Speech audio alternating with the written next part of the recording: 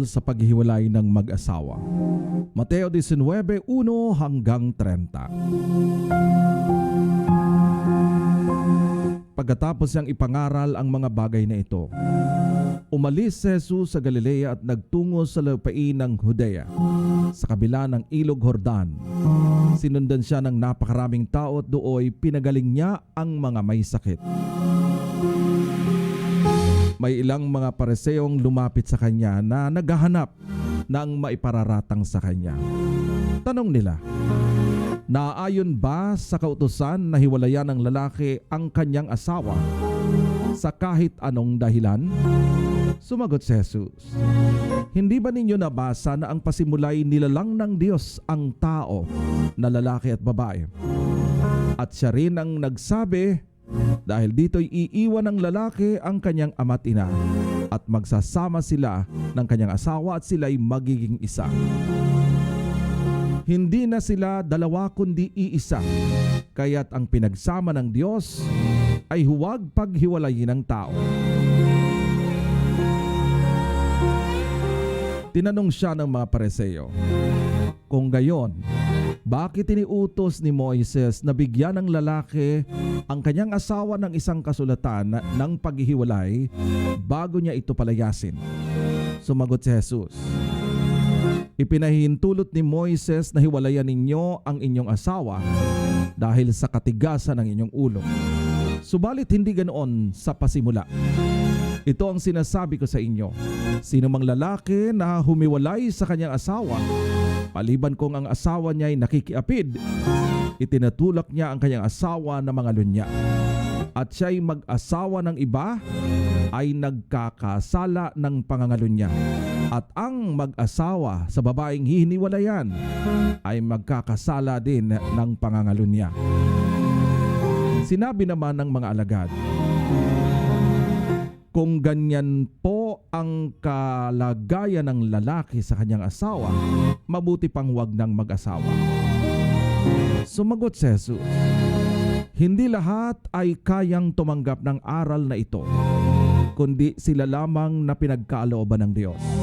Sapagkat may iba't ibang dahilan kung bakit may mga lalaking hindi nakakapag-asawa. Ang ilan ay isinisilang na may ganitong kapansanan, ang iba naman ay dahil sa kagagawan ng ibang tao. Mayroon namang hindi nag-aasawa alang-alang sa kaharian ng langit. Hayaang tanggapin ang aral na ito nang may kakayahang tumanggap nito. Ipinanalangin ni Jesus ang mga bata. May nagdala ng mga bata kay Jesus upang ipatong niya sa mga ito ang kanyang kamay at sila'y ipanalangin. Ngunit pinagalitan sila ng mga alagad at sinabi ni Jesus, hayaan ninyong lumapit sa akin ang mga bata. Huwag ninyo silang pagbawalan sapagkat ang mga katulad nila ang mapapabilang sa kaharian ng langit. Ipinato nga niya sa mga bata ang kamay at pagkatapos siya'y umalis. Ang binatang mayaman. May isa namang lalaking lumapit kay Jesus at nagtanong, Guro, anong mabuting bagay ang dapat kong gawin upang makamtan ko ang buhay na walang hanggan? Sumagot si Jesus, bakit mo ako tinatanong kung ano ang mabuti? Iisa lang ang mabuti. Ngunit kung nais mong magkamit ng buhay na walang hanggan, sundin mo ang mga utos ng Diyos. Alin sa mga iyon? Tanong niya. Sumagot si Jesus, huwag kang papatay, huwag kang mangangalunya, huwag kang magnanakaw, huwag kang sasaksi ng walang katotohanan. Igalang mo ang iyong ama at ina at ibigin mo ang iyong kapwa gaya ng pag-ibig mo sa iyong sarili. Sinabi ng binata, sinunod ko na po ang lahat ng iyan. Ano pa po ang dapat kong gawin? Sumagot si Jesus, kung ibig mong maging ganap, ipagbili mo ang lahat ng iyong mga ari-arian at ipamahagi sa mga dukha, at magkakaroon ka ng kayamanan sa langit. Pagkatapos ay bumalik ka at sumunod sa akin. Pagkarinig nito, malungkot na umalis ang binata sapagkat siya'y napakayaman. Sinabi ni Jesus sa kanyang mga alagad, tandaan ninyo, napakahirap sa isang mayaman ang makapasok sa kaharian ng langit. Sinasabi ko sa inyo ito, mas madali pang makadaan sa butas ng karayom ang isang kamelyo kaysa makapasok sa kaharian ng Diyos ang isang mayaman. Lubhang nagtaka ang mga alagad sa kanilang narinig, kaya't nagtanong sila, kung gayon sino po ang maliligtas? Tinignan sila ni Jesus at sinabi, hindi ito magagawa ng tao, ngunit magagawa ng Diyos ang lahat ng bagay. Nagsalita naman si Pedro, tingnan po ninyo, iniwan namin ang lahat at kami sumunod sa iyo. Ano pa po ang para sa amin? Sinabi sa kanila ni Jesus, tandaan ninyo, kapag naghahari na ang anak ng tao sa kanyang trono ng kaluwalhatian sa bagong daigdig, kayong sumunod sa akin ay uupo din sa 12 trono upang mamuno sa 12 lipi ng Israel. Kapag iniwan ni numan ang kanyang tahanan, mga kapatid na lalaki at babae, ama, ina, asawa, ina, mga anak o mga lupain alang-alang sa akin, ay tatanggap siya ng 100 ibayo at pagkakalooban siya ng Diyos na ng walang hanggan na buhay. Ngunit maraming nauuna na magiging huli at maraming mahuhuli na mauuna.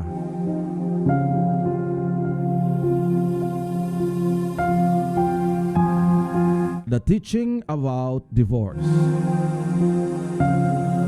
Matthew 19:1-30. When Jesus had finished saying these things, he left Galilee and went into the region of Judea. To the other side of Jordan, large crowd followed him and held them there. Some Pharisees came to him to test him. They asked, is it lawful for a man to divorce his wife for any and every reason? Haven't you read, he replied, that at the beginning the Creator made male and female, and said, for this reason a man will leave his father and mother and be reunited with his wife, and the two will become one flesh. So they are no longer two, but one flesh. Therefore, what God has joined together, let no one separate. Why then, they asked, did Moses command that a man give his wife a certificate of divorce and send her away? Jesus replied, Moses permitted you to divorce your wives because your hearts were hard. But it was not his way from the beginning.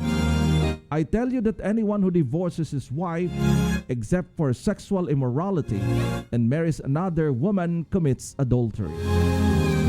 The disciples said to him, if this is the situation between a husband and a wife, is it better not to marry?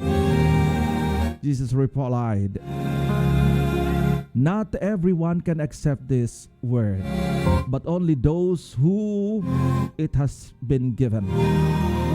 For there are Enochs who were born that way, and there are Enochs who have been made Enochs by others, and there are those who choose to live like Enochs for the sake of the kingdom of heaven. The one who can accept this should accept it.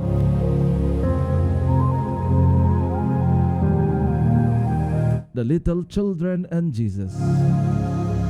Then people brought little children to Jesus for him to place his hands on them and pray for them. But the disciples rebuked them. Jesus said, let the little children come to me and do not hinder them, For the kingdom of heaven belongs to those such children. When he had placed his hands on them, he went on from there. The rich and the kingdom of God. Just then a man came up to Jesus and asked, "Teacher, what good things must I do to get eternal life?" "Why do you ask me about what is good?" Jesus replied, "There is only one who is good. If you want to enter life, keep the commandments." "Which ones?" he required. Jesus replied, "You shall not murder. You shall not commit adultery. You shall not steal. You shall not give false testimony. Honor your mother and your father, and love your neighbor as yourself. All these I have kept." The young man said, "What do I still lack?" Jesus answered, "If you want to be perfect, go sell your possessions and give to the poor, and you will have a treasure in heaven. Then come and follow me." When the young man heard this, he went away sad because he had great wealth. Then Jesus said to his disciples, "Truly I tell you, it is hard for someone who is rich to enter the kingdom of heaven. Again I tell you, it is easier for a camel to go through the eye of a needle than for someone who is rich to enter the kingdom of heaven." Then the disciples heard this.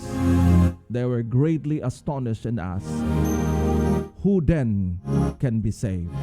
Jesus looked at them and said, "With man this is impossible, but with God all things are possible." Peter answered him, "We have left everything to follow you. What then will there be for us?" Jesus replied to them, "Truly I tell you, at the renewal of all things, when the Son of Man sits on his glorious throne, you who have followed me will also sit on 12 thrones, judging the 12 tribes of Israel. And everyone who had left houses of brothers or sisters or father and mother or wife or children or fields for my sake will receive 100 times as much as will inherit the eternal life. But many who are first will be last, and many who are last will be first."